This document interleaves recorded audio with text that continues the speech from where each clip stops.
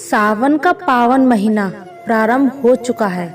आज के हमारे इस वीडियो में हम आपके लिए सावन सोमवार व्रत की पौराणिक कथा लेकर आए हैं।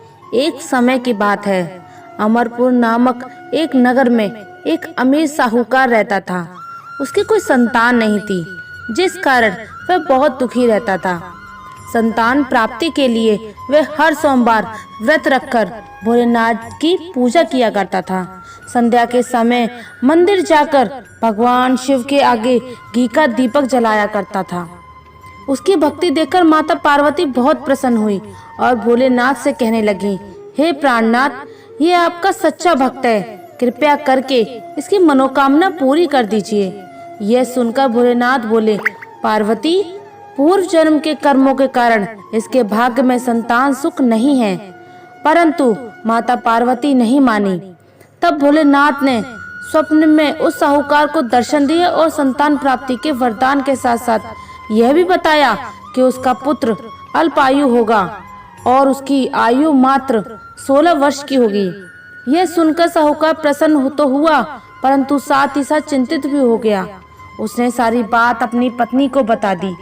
पुत्र के अल्प आयु होने के बाद जानकर साहूकार की पत्नी बहुत दुखी हुई, लेकिन साहूकार ने अपने सोमवार के व्रत का नियम नहीं तोड़ा। कुछ समय बाद साहूकार के घर में एक सुंदर पुत्र रत्न पैदा हुआ, जिसका नाम उन्होंने अमर रखा। जब अमर 11 वर्ष का हुआ तो साहूकार ने उसे अपने मामा के यहाँ काशी शिक्षा ग्रहण करने के लिए भेजा।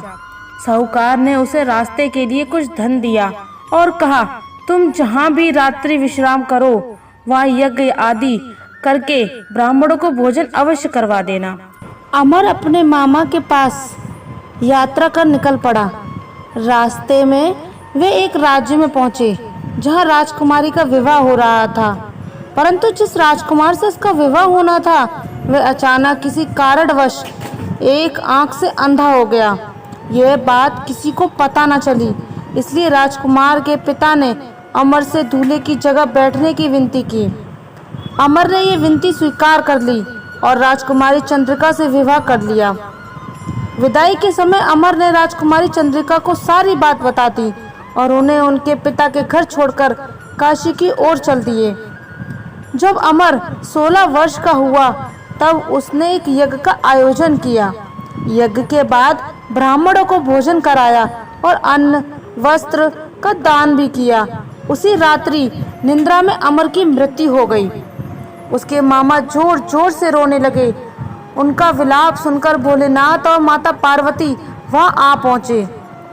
अमर के मामा का विलाप देखकर माता पार्वती ने भोलेनाथ से कहा, प्रभु, इस व्यक्ति के कष्ट को दूर कीजिए।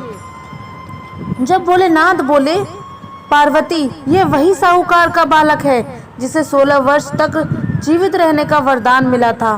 माता पार्वती बोली, हे प्राणनाथ, इसके पिता 16 वर्षों से सोमवार व्रत करते हुए आपको भोग लगाकर दीप प्रज्वलित करते हैं। कृपया कर इनके दुखों का अंत कीजिए। माता पार्वती की ऐसी प्रार्थना सुनकर भोलेनाथ ने अमर को जीवन दान दे दिया। वरदान प्राप्त होते ही अमर पुनः जीवित हो गया। स्वस्थ होते ही वह अपने नगर की ओर लौट चला।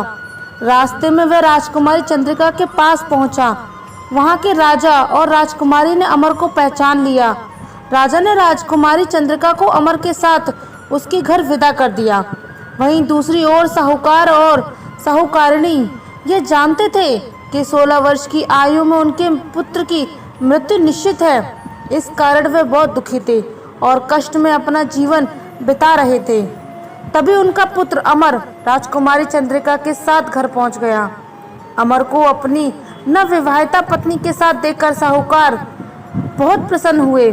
उसी रात भोलेनाथ ने साहूकार को सपने में दर्शन दिए और कहने लगे, हे साहूकार, तुम्हारे सोमवार के व्रत से प्रसन्न होकर मैं तुम्हारे पुत्र को लंबी आयु प्रदान कर रहा हूँ।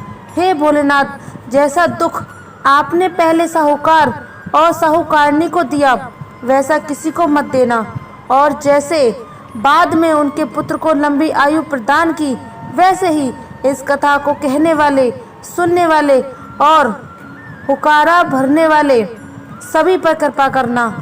हर हर महादेव।